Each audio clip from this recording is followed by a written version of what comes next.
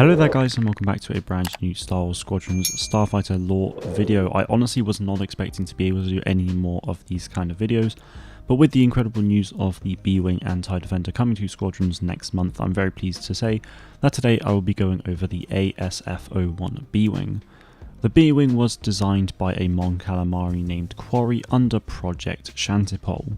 Project Shantipole was a venture devised to develop a blockade-busting starfighter.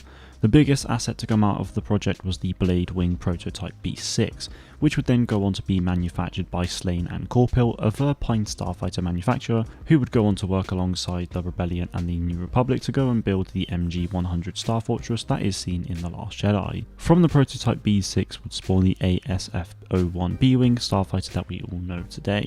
As the B-Wing was primarily designed for taking down enemy capital ships, it was relatively poor at ship-to-ship combat.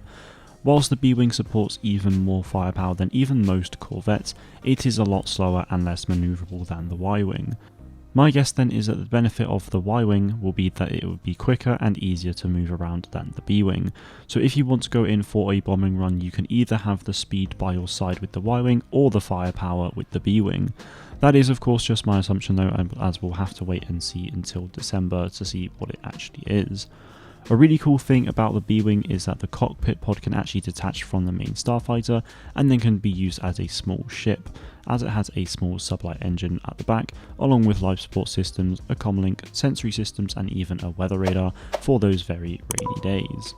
As mentioned in the pilot briefing from the other day as well, the B-Wing features a gyroscopic control system, which means that the cockpit keeps still whilst the rest of the ship rotates around it. Now I imagine this will probably feel really weird in Squadrons, however it's great to see this feature actually make its way into the game, and it will certainly change things up a bit compared to the rest of the ships. The B-Wing's weaponry included the SW-78 ion cannon along with the R9X laser cannon and the MG-9 proton torpedo launcher. The B-Wing was also capable of diverting power from its other systems into its energy weapons, which then allowed it to destroy enemies in a single blast. Whilst this likely won't be a feature for Squadrons, it's really cool to see that there's very clear use of power management systems in the lore of this ship. Going back to the history of the B-Wing now, the main shape of the starfighter was inspired by the H-60 bomber, whilst including the gyro stabilizer inspiration from the T-6 shuttle and the S-foils from the V-19 Torrent starfighter. Following on from the successful test strike against the Empire, the B6 was modified and went into production, which as I mentioned earlier would then become the ASF-01 B-Wing.